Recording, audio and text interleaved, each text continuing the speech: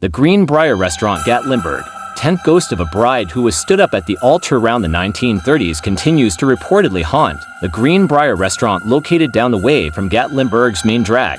Back in the 30s, the building itself was used for passers beers, I guess as a lodge. Rachel Saltz, general manager of the Greenbrier restaurant, said.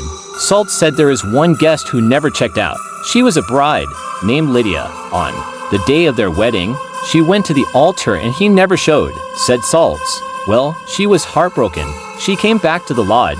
She took a rope upstairs to the second floor and then threw it over the beam, right here, and hung herself. Saltz even added that guests of the restaurant can still see the rope burns in the middle of the beam as it hangs above the restaurant's bar, while Lydia took her own life after believing she was stood up on her wedding day. Her fiancé just couldn't get there. A couple days later, he was actually found to be mauled by an animal. Saltz said of the legend, "While the couple is long gone, people can sometimes still see and hear Lydia on the property. Her cries were heard, especially workers when they were working on the building," said Saltz. I guess it was her cry of love is what they described it as. Saltz also talked about the sightings. I've even had some customers say they've seen a woman on the stairs, and I'll turn around and there's nobody there. Just recently, a medium stopped by the restaurant for a reading, delivering a strong message to management.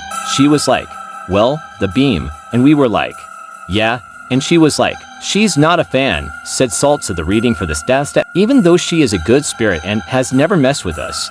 But I guess that's something she's not a fan of. For now, they plan to keep showing it off as it hangs over their bar. After all, Lydia is not the only ghost they have to worry about. Down below us, at the very bottom of the hill, is one of Gatlinburg's first pools. Saltz began, "Well, it's not anymore. They actually filled it up with concrete, but at the time I guess a little boy had an accident and had drowned there." Saltz explained the little boy now hangs out at the restaurant, too. She said some of the customers have felt his presence enter the bar, and the recent medium who visited said he liked to play under the staircase. The restaurant staff recently placed a set of jacks under the stairs, at the medium's directions, in case the boy wanted something to play with. Saltz also said the medium mentioned an older man who sits in the back corner of the restaurant.